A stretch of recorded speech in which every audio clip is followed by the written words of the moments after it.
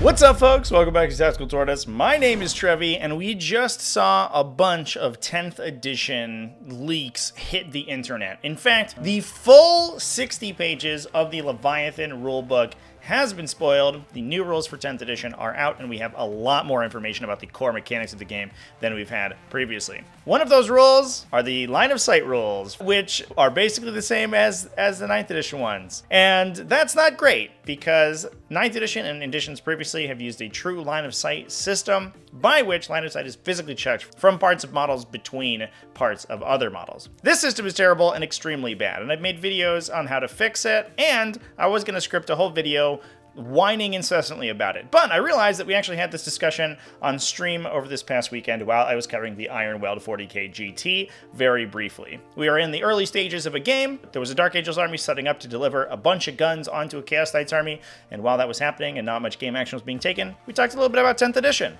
So instead of going through an entire video, I'm just gonna put my thoughts from that stream into this video here today. Now, to caveat this whole discussion, I do think that Warhammer 40k 10th edition is actually going to be the best edition of Warhammer 40k we've ever seen. And having rules carry over from previous editions that are basically the same, even if those rules are still bad, means that those are just going to play like they have in the past. The improvements made to the edition are in other fields, and while I would prefer to see them happen to things like the visibility rules, it just hasn't happened so far. That said, I think the design ethos that the team has put into all of the factions and their unique mechanics is really cool, and we have the hands-on design philosophy that they've taken in 9th edition, made 9th edition 40k the most balanced format of Warhammer 40k ever played. Especially at the 3 to 5 round event level, you can basically play and expect to do well with any army in the game. And that's not a situation that we have ever had ever in 40k, full stop. While some armies are advantaged, and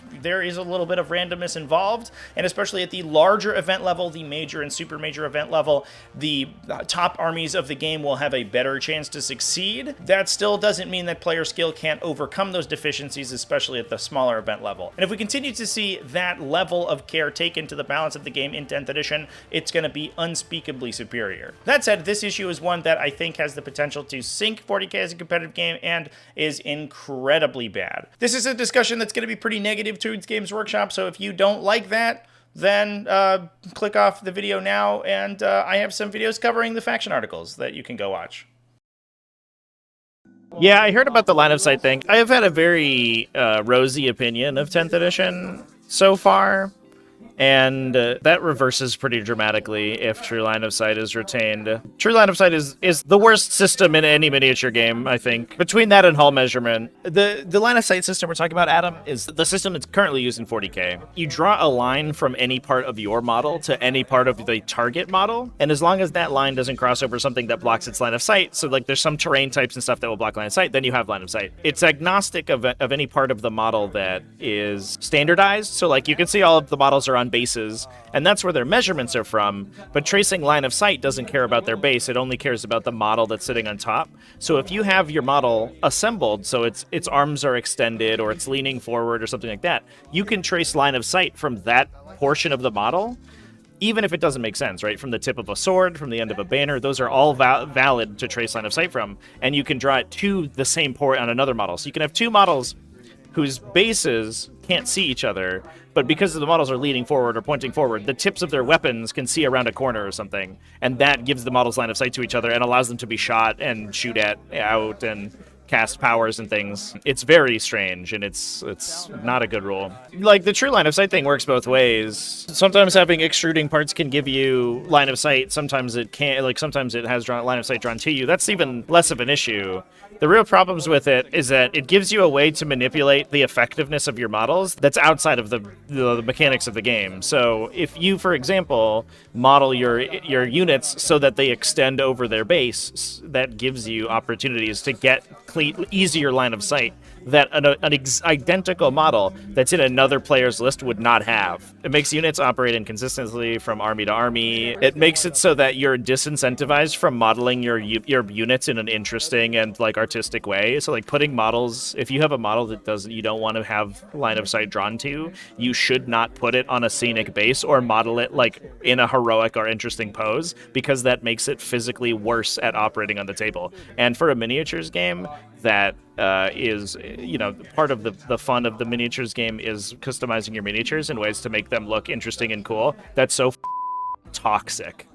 It's so toxic.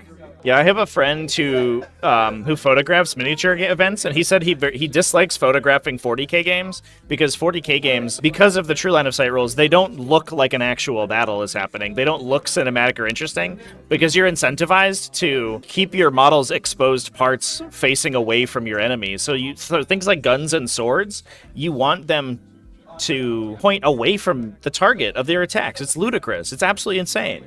You have the cinematic game that's designed around being cinematic that you have created rules for that disincentivize you from playing in a way that creates that experience. It's like wild. It's my experience about tournaments taking action against modeling for advantage. It's an unenforceable rule, unfortunately. Generally, the adage is like, if it's not obvious, it's okay.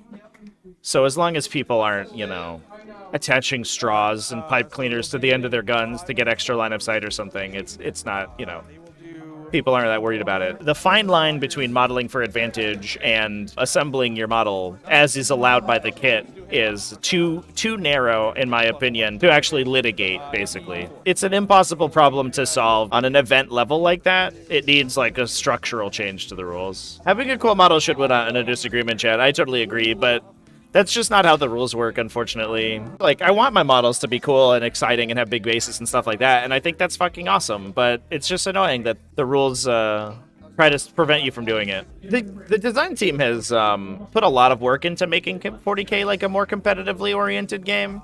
I think they realize that there's a lot of market share there, and they lost a lot in the you know, the 2010s to other companies that made better rule sets that people went over to. You know, they played War Machine, they played Guild Ball, they played Malifaux, they played all these other games with superior rule sets, and that convinced Games Workshop to actually improve the mechanics of their game. And I think to the point that 9th edition 40k is an extremely effective competitive game. It's unironically a good game. But the problem is these weird idiosyncrasies that are legacy rules. You know, True Line of Sight is a rule from like 1985. And it's these bizarre legacy rules that they just refuse to leave by the wayside. They refuse to get rid of. So anyway, those are my thoughts about True Line of Sight and its implementation in the 10th edition of the game. Like I said at the intro of the video, I think 10th edition is going to be amazing. And these Line of Sight rules are basically the ones from 9th edition, and I mean, 9th edition survived just barely. The line of sight rolls were a huge problem, and I think they certainly could have been improved.